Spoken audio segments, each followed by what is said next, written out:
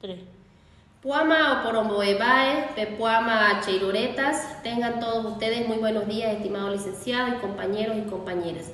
En esta oportunidad, mi grupo y yo vamos a socializar sobre el tema del problema de la castellanización en Bolivia. Este tema es muy importante tomarlo como referencia y abordarlo también, ¿no? Porque es un tema que nos incumbe y nos arraiga a todos. En esta oportunidad yo voy a mencionar sobre una de los aportes dados por Roberto Choque, quien es un historiador reconocido en Bolivia, y pues él dice, ¿no?, que el tema de la castellanización es un problema no como el idioma en sí, sino el cómo fue abordado, ¿no? Entonces el problema de la castellanización es como una forma o como una estrategia de la civilización del indio como tal. Entonces, en aquella oportunidad el idioma castellano no era consultado, no era abordado a los padres de familia si estaban de acuerdo o no, tampoco se lo consultaba a los caciques o autoridades del rubro o de la zona, sino que era impuesto por los mismos maestros. ¿Quiénes eran los maestros? Los sacerdotes o relacionados en esta área. Entonces ellos tenían dos justificaciones del por qué abordaban netamente la educación desde dos puntos de vista. El uno decía que el por qué enseñar en el idioma originario si no había documentos, no había libros relacionados, no había literatura para utilizar como material de apoyo. Entonces el idioma originario como tal únicamente era como un recurso para mano de obra, como un instrumento de trabajo de la comunidad. Esa era una de las justificaciones que ellos daban. La segunda justificación es de que ellos decían que la comunidad como tal tenía aspiraciones nacionales, aspiraciones internacionales, donde el ciudadano indígena boliviano sepa reconocer sus derechos y deberes como tal. Y eso únicamente lo lograba sabiendo hablar el idioma castellano. Entonces eran los dos fundamentos que ellos daban para el por qué se utilizaba el idioma castellano en la educación.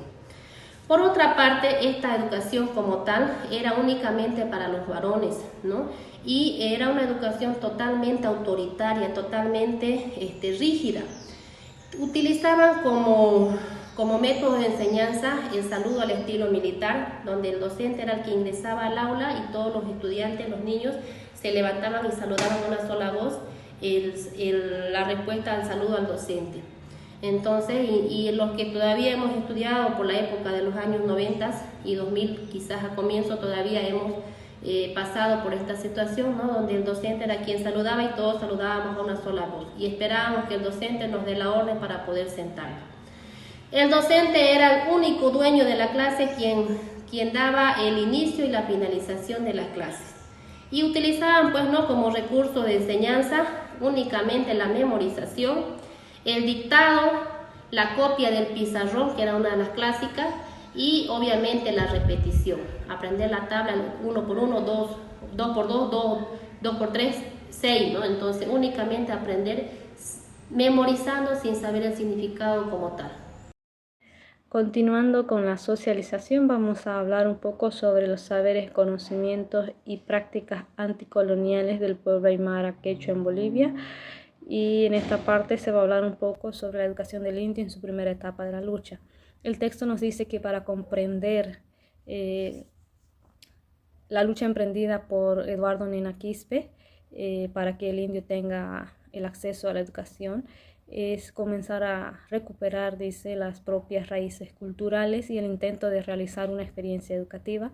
Asimismo, es comprender la lucha de aymaras, quechuas y otros pueblos nativos en busca del acceso a una escuela, ¿no? Entre la década de 1920 y 1930, Nina Quispe comenzó a plantear que para que se dé la liberación de los quechuas, aymaras y guaraníes, mojeños y otros pueblos de esta parte del continente americano, es posible si se da una genuina educación y alfabetización, ¿no? Esto con contenidos propios. Por eso Eduardo Nina Quispe empezó esta labor educativa en la ciudad de La Paz, principalmente en la área de los suburbios de la ciudad, en la ciudad de La Paz, en donde desde hacía mucho tiempo se habían concentrado gremios indios, ¿no? Y estos gremios se habían fortalecido con la migración de los pueblos aymaras en la década de 1910 y 1920 a raíz de la presión de los terratenientes. Con estos gremios lo que hizo Nina Quispe fue organizarlos y la denominó la Sociedad de la República del Collasuyo, ¿no? O también conocido como el Centro Educativo Collasuyo, en lo que se conoce en la primera etapa de la creación entre los años 1928 y 1930. Paralelo a esto, también el gobierno de la Iglesia Católica, entonces asesorados por intelectuales socialistas, darwinistas, dice el texto, que intentaban implementar pues, las políticas indigenistas de educación del indio mediante la Gran Cruzada Nacional Pro Indio, que buscaba principalmente civilizar al indio y borrar su identidad cultural, ¿no? Entonces, para este tiempo también el gobierno boliviano, a la cabeza de Hernando Siles, mediante el Ministerio de Instrucción Pública de esa época, publicitaba de que se buscaba redimir al indio, ¿no? Y a través de la Dirección General de Instrucción Pública lo que se hace es buscar como una nueva evolución en la educación cultural, y esto significaba, no era otra cosa que la castellanización del indio, ¿no? Entonces, una vez que se había constituido la colonia administrativa, militar y civil, era una labor principal e indispensable la enseñanza del castellano a todas las culturas y civilizaciones, ¿no? Y la civilización tenía que difundirse en este idioma, porque de lo contrario sería muy difícil, ¿no?, llegar a los propósitos de ellos. Por eso se optó por esta parte de la castellanización. Lo que hace Nina Quispe es forjar una escuela aymara en su propio domicilio, a la que asistían en una gran mayoría hijos de matarifes, ¿no?, con los cuales él ya había conversado o hablado anteriormente. Entonces, lo que hace esta experiencia educativa pues le llama la atención de autoridades del gobierno y otras organizaciones progresistas, ¿no? De a poco se fue pues convirtiendo en el portavoz y líder de los Ayllus. Se dice que al finalizar la gestión se culminó con 57 alumnos regulares que asistieron regularmente a estas escuelas, ¿no? Al terminar la gestión en 1928, se dice que estos alumnos ya tenían la capacidad para competir con otros alumnos de escuelas regulares, ¿no? Esto fue avalado por un técnico en el cual decía que estos alumnos tenían la capacidad de competencia para asistir a unas escuelas regulares de otros lados, ¿no? Y que eran buenos. También se cuenta que Nina tuvo una entrevista con el entonces presidente Hernando Siles. Al principio él cuenta que tenía un poquito de miedo, pero cuando ya tuvo la entrevista, dice que estos miedos se disiparon y que él pudo decirle todas sus inquietudes que tuvo sobre esta experiencia, y que el presidente le prometió o le dijo que lo ayudaría, apoyaría en todo lo que él pudiera hacerlo, ¿no? Entonces Nina expresa a sus alumnos todo lo que le había dicho el presidente, y llega satisfecho, ¿no? Se dice que en la cultura aymara, Nina toma lo que dice el dicho, Hakirus hikas kari hakarisa mawananyasa.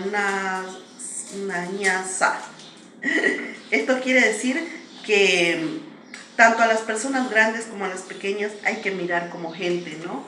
Entonces, en esto se basa Nina para lo que es su principio, para la formación de su escuela del Collasuyo, ¿no? Donde él quería que el indio sea alfabetizado, donde ese era su proyecto.